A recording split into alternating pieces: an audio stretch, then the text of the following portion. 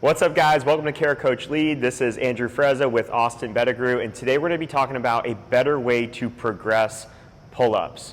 So it's so common in the gym, in a group class setting, where we have athletes that every time a pull-up or a variation of a pull-up shows up in a workout, the athlete is doing the exact same version that they've been doing for months or potentially years. So we want to talk about some different options for progressing people and helping them scale and then get out of those scales.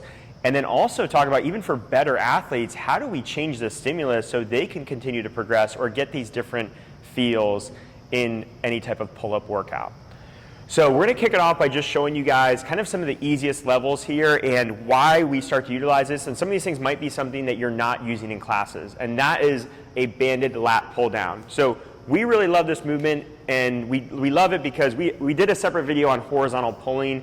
We're a big fan of horizontal pulling, but if we're doing a pull-up, we're trying to do a vertical pull. That motion is a vertical pull. So more often than not, when we're vertical pulling in a group class as a prescribed movement, we want to replicate a vertical pull, and the easiest way to do this is a banded lat pull down. Anybody can do this movement, all right? So in this motion, you're able to squeeze the elbows at the side, and you're able to replicate that exact pull-up motion. And what I love about this scale is that this gets people to feel the lats for the first time ever. We can add a tempo where they're either holding at the bottom or controlling on the way back, or both. And you'll often hear athletes, if you cue them in the best position, that this is the first time I've ever felt my lats on any type of a pull-up or pulling motion. The next concept that I want to talk about with you guys is this variation concept and this idea of overloading at times and underloading at times. Or another way to think about this is some days when we do pull-ups, it's very high volume for an easy standard, and then some days it's very low volume for a very difficult standard. And what we found, and this is true of many body weight movements, is every time we program body weight movements, it tends to be the same rep range, okay? It tends to be in that range of like 50 to 75 if it's a pull-up or a toes to bar, maybe a little bit higher if it's a push-up, but you tend to be in those ranges, and because you're always working in those ranges, you're always kind of working the same thing. And very rarely will we only do a workout where you're doing 10 to 15 pull-ups total, and very rarely will we do a workout where you're doing like 150 pull-ups. And you miss out on these benefits of lower volume and higher volume that you could easily do when you're doing a barbell movement or a dumbbell movement, because you could just trade out for a lighter or heavier weight. So one way to do that is something like a negative. You have people that typically do banded pull-ups, but to challenge them to kind of overload them and do less reps for a harder movement, we can do those negatives.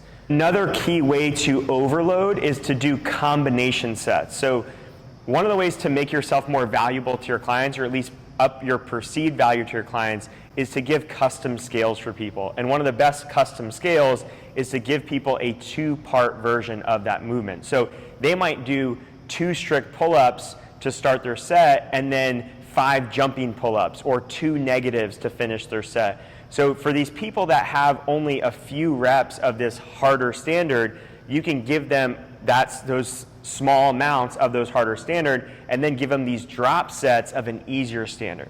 Drop sets are another concept that we want to introduce to you, and where this shows up a lot for us is you have these clients that have pull-ups and then they never do higher volume things. They only ever stick with strict pull-ups. So we like the idea of drop sets, which could be a banded pull-up, it could be a banded lat pull-down, to be able to get higher volumes for better athletes. And Austin would be a great example here. He's someone that has probably close to 20 strict pull-ups unbroken if we really force him to max out. So how do we challenge Austin with heavier things that he can do less reps of, and then still burn him out with maybe some banded lat pull-downs or some banded pull-ups in a given day?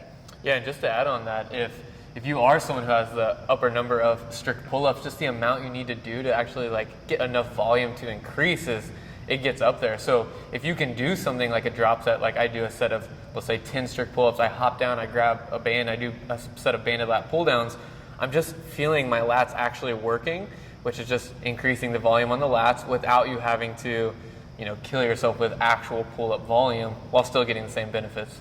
Yeah, so if you're a member at our gym and you have been for the last 3 months and you're showing up consistently, you would actually even if you were in Austin, you would be exposed to days where you've done weighted pull-ups, you've done body weight strict pull-ups, you've done body weight kipping pull-ups, and you've also done some days where you've burnt out with these lat pull-downs or banded pull-ups. So he's getting exposure to a wide range of stimulus, even though he's someone that already has this more RX standard at most gyms.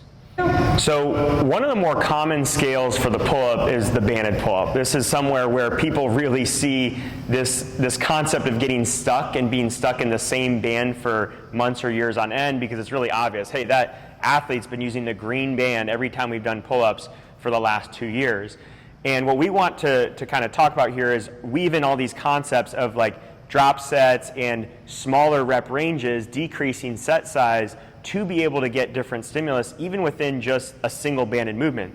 So obviously we can go different colors here, and I think that these things can be used very intentionally, where yes, when someone is going to do 50 reps in a workout, they might typically be on that green band, but what about decreasing them to a lower band and then decreasing their reps with that, and saying, you know what, today I noticed that the last couple times we've done pull-ups you were on the green band, let's actually do 1 rep for every 2 reps in the workout. So instead of doing 50 today, you're only going to do 25, but we're going to do it on the red band today, because let's see if we can start to make that next step to where you want to go and eventually get to that body weight pull-up.